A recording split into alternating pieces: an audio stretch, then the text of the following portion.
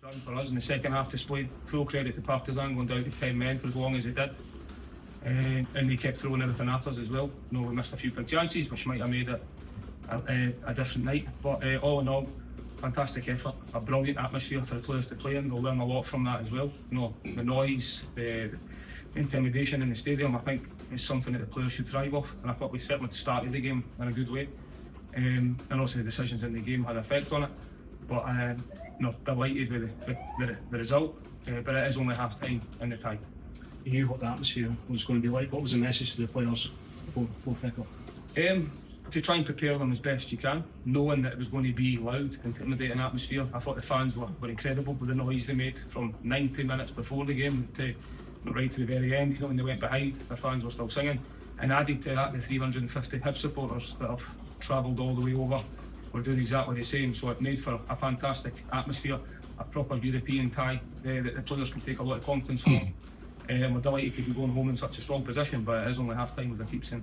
Big impact from Martin. He seems to come alive in the big occasion. Delighted for Boyle. That's 101 goals for the football club. He's been sitting on 99 for a while, so delighted for him on a personal note, and he fully deserves it. He deserves all the praise and accolades he gets because he's constantly delivered for the club for a number of years now, and I think, as I touched on last season, he's really stepped up into that leadership role, giving him the extra responsibilities, definitely benefiting him, and that's how he leads by example on the pitch, and I think you've seen that again tonight, which is great. You mentioned the decisions. What was your view of the red card and the penalty? I think, I've not actually seen them back at the time. I know second yellows are when you pull someone back, the area of the pitch, you could say the second one's maybe a little bit soft, but letter of the law, I understand why it was given. But even from that moment, it was good to get the goal straight away. But credit to Partizan because they really came after us after that. Some teams would just sit in and protect. But they didn't, they kept coming, so it shows that the tie is still very much alive. We know we need to improve going into the second leg, because there's a lot of football still to be played in this tie. Young Partizan team, how key was you guys using your experience? Yeah, I'd liked it a wee bit more maybe, second half as the game went on, but I think that can be natural. So 10 men, it can be difficult playing against it. I think there was no fear from Partizan with them being a young side. I think we've seen that, and we maybe went a little bit safe in terms of protecting what we had a little bit.